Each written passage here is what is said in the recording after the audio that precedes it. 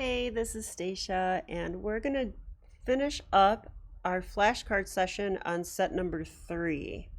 Okay, we've covered 1 through 3 and 4 through 6, and now we're going to finish up with 6 through 10 today. Now, I'll be honest with you, I haven't reviewed these last 4 in probably a while, but we're going to go ahead and go through them together and see what we remember and what we can learn.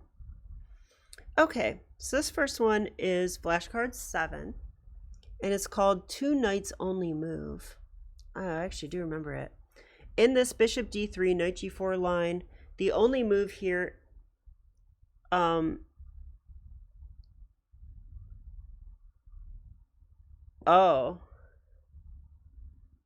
I actually give away the answer in the thing. But why is it the only move is the question.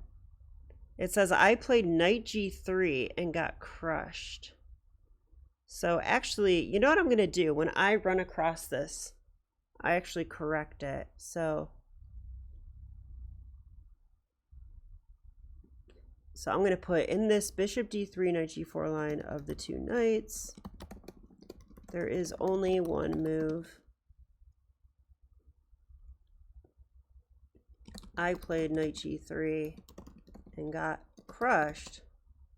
Why is that a bad move? I actually don't know the answer to that. So, asking questions that you don't know the answer to, that's kind of what these flashcards are all about. Okay, I do recall the correct move is bishop to e2.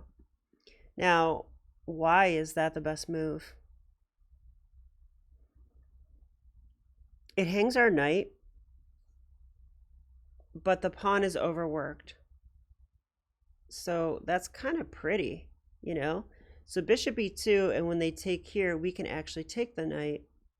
And even though the bishop could take, our queen could then take. So bishop e2, and apparently that's the only move, and we need to know why it's the only move. Okay, I can tell you this. We play bishop d3 in this opening so that we can occupy the e4 square with the knight. At this point in the game, though, the bishop's job on d3 is complete. We want to move the bishop out of the way and get our d-pawn up so we can develop our pieces and hopefully castle without getting checkmated. I played knight to g3 in the game. Now, why is this a blunder? Let's look at this for a second.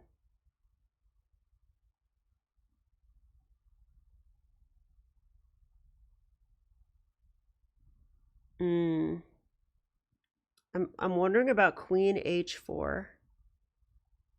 Queen h4 is an idea. Also bishop c5. I'm kind of just wondering, like, what if black just like attacks f7? So if queen h4, okay, I'm turning the engine on now. I can still play bishop to e2. And after this move, how am I going to survive? Oh, they can't play this move. I will win this knight, right? No, I won't. I won't. So what do I do? So what do I do here? Oh, maybe knight to e4. Knight to e4 barely holds on because our knight boomerangs and protects f7. And we're not going to castle into checkmate. So this is apparently even, but I feel like we're barely holding on here. Okay, but queen h4 apparently doesn't work because of that. Now, bishop c5, this one should work. Because there's no knight e4 this time. I guess I could castle. Once I castle, what about queen h4 now? With the threat of this. Because now this time, f2 and h2 will both be attacked. So that's a pretty major threat. So yeah, it wants h3. Oh, look at that. That drops the knight, doesn't it? Bishop c5 actually pins this pawn, so they could actually just take.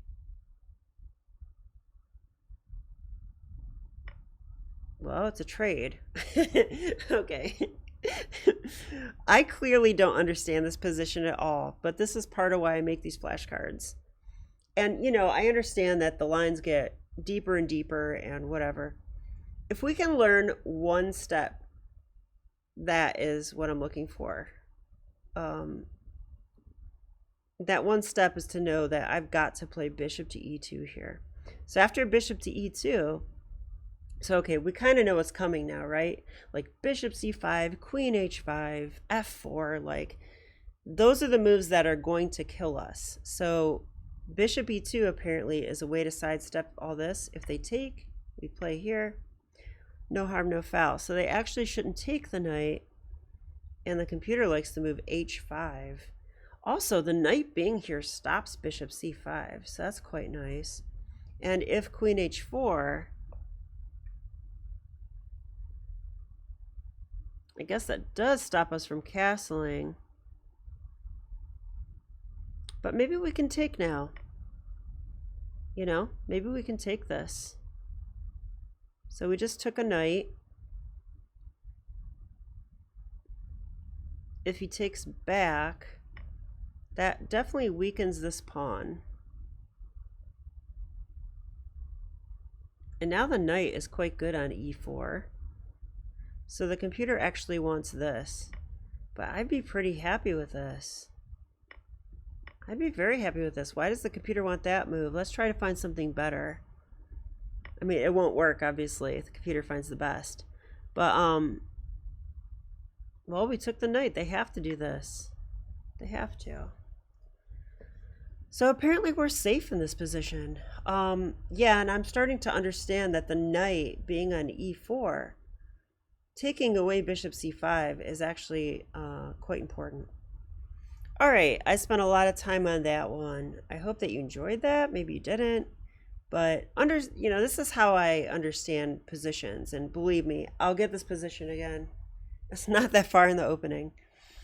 Okay, let's go to the next one. I'll try to go a little faster for the rest. This one is flashcard 8. It's entitled Panov Winning Middle Game Idea. Oh man, this is the most complicated flashcard I've ever made. So actually, we're not going to go in depth.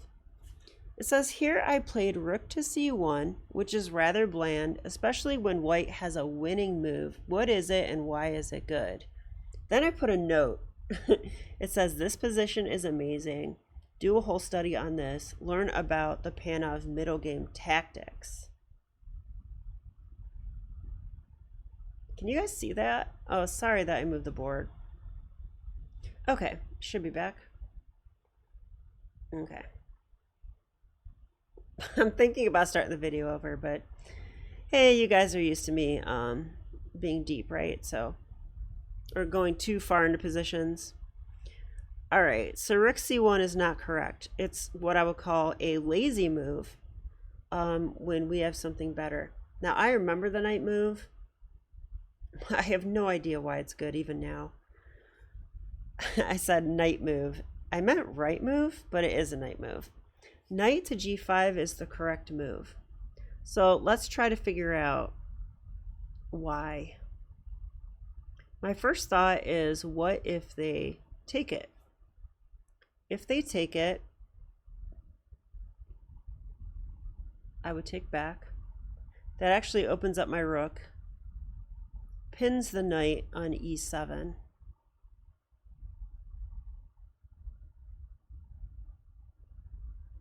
My queen can come to h5 whenever, or g4.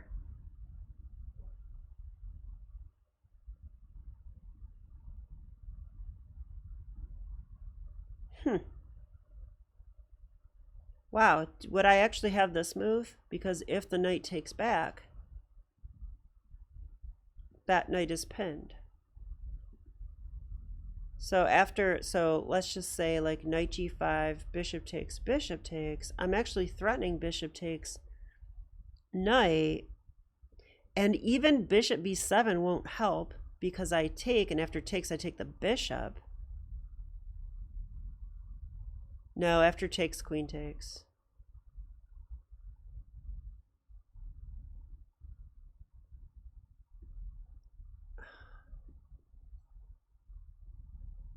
So what is the win here? There takes.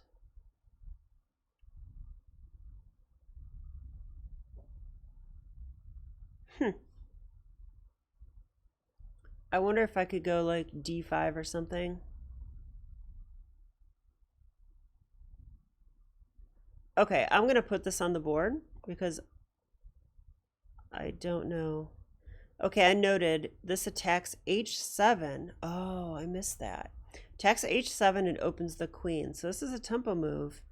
But if they take it, we take. Okay, I had those arrows in there. So what about this move? If here, I was right that this actually does not work because queen takes e7 now guards the bishop. That wouldn't matter anyway, would it? Well, I was thinking bishop takes, knight takes, and but d5 is very strong. So is queen h5. Yeah, I'm going to warn you guys, I could probably do a 30-minute video on this position alone. When I dug into this, there were so many tricks and tactics and ideas, and I hate to say it, but I think it's beyond me.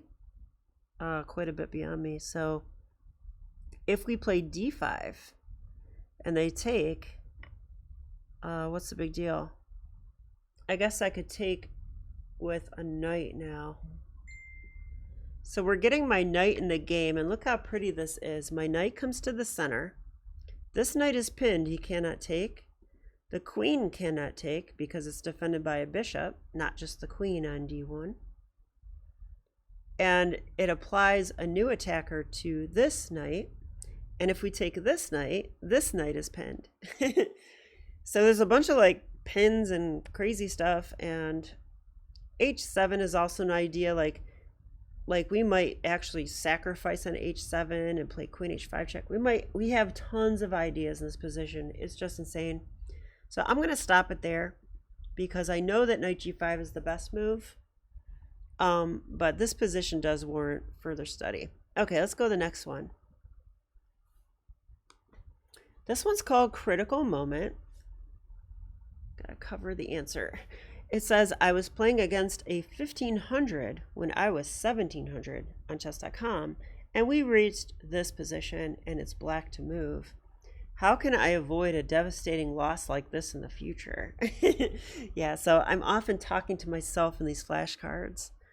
I definitely made a move that blunders and loses the game, so we have to find that move and the move that is correct. I'm pretty sure I remember the move that I played.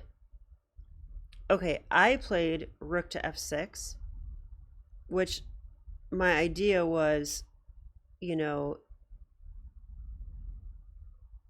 if he checks me, here I will block with the rook and all will be well. And that's what I thought. But unfortunately, I'm pretty sure that after rook there, check here, and my idea, I'm pretty sure that he could play bishop takes f5. Then my queen's under attack. And if I take his queen, he takes my queen.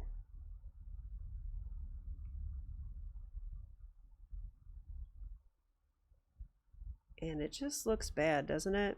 There's no...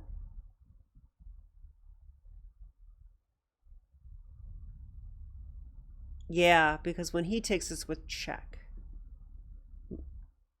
my rook is not on f7. So if he takes with check and I have to move my king, then he takes the rook next, and that's kind of what happened in the game, unfortunately. Of course, I was in time pressure. What else is new? So I have to find a different move, and I do recall it. The move queen g6, if I recall, is the only move. And even though it trades queens, I think we're the ones getting attacked, so we want to trade queens. Queen queen g6, and you know, if they try to avoid trading queens like so,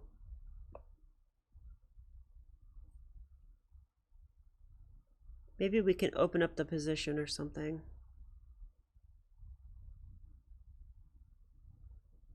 I'm tempted to play bishop f3, and I'm tempted to just take.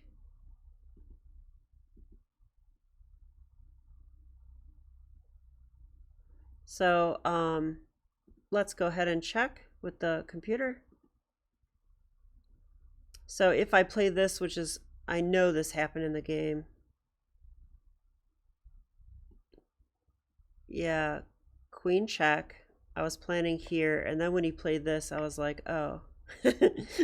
Like, oh, I just lost, you know? Because what can I do about this? The rook is pinned. I can't take the queen because he takes me. So what to do? I'm going to lose material here. So I did take, and then he took a check. But this is, you know, quite bad. So you have to play,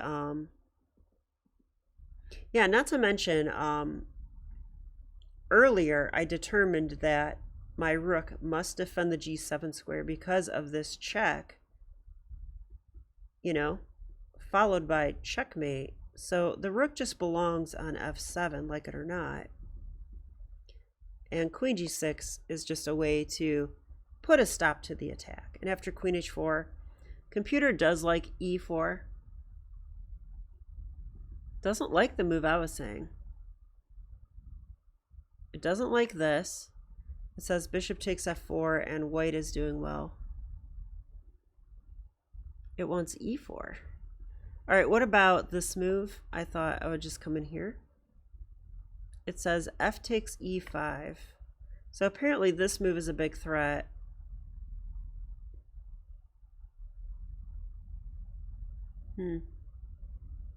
Why? I'm not entirely sure. Knight c6. e6 it says. Oh. So knight c6 is so that I can play, well, I thought I could play this move. Now rook to f6? Wow. Bishop g5. Yeah, apparently this is really bad to allow this pawn to come into e6. So I have to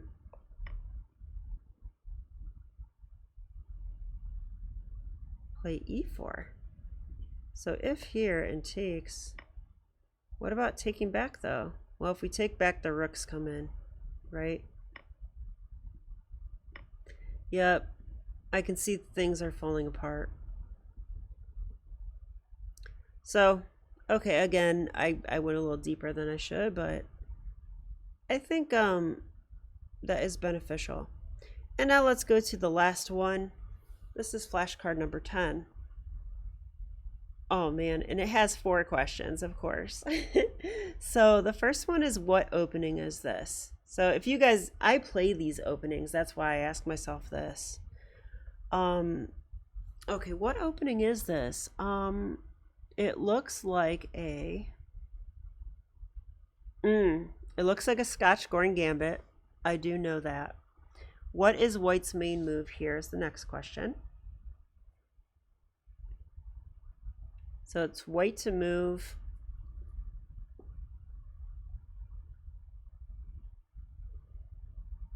So it looks like I was declining the Goring's Gambit.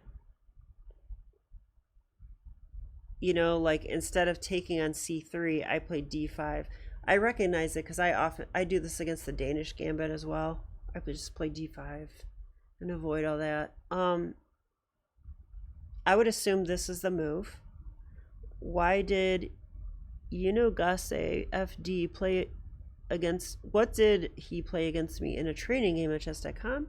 You guys never know this, but I know that he pushed the pawn and I was like kind of confused and didn't know what to do because I really wanted to play knight f6 and that became impossible to do. So it says what should I play in response to that? So yeah, this is sort of an opening flashcard. Well, it's definitely an opening flashcard. So I think white should have took here. They should, and after this, I think I take here. And the reason is really kind of cool because after they take back, now we have a Goring Gambit where they played a premature e5 that they shouldn't have played. So this is actually going to be better for black now. In fact, it says I can go d4 now and disrupt white's development. So they would have to go here, I guess. Yeah, and if the knight's here, I'm already tempted to, no, I guess it's fine. Okay, yep, and those were the right answers. I'm checking. Okay, so I hope you enjoyed this session. I went a little overkill, but you know, I take you guys on the journey with me. So when I'm learning and studying, I'm doing this for real, like for me mostly.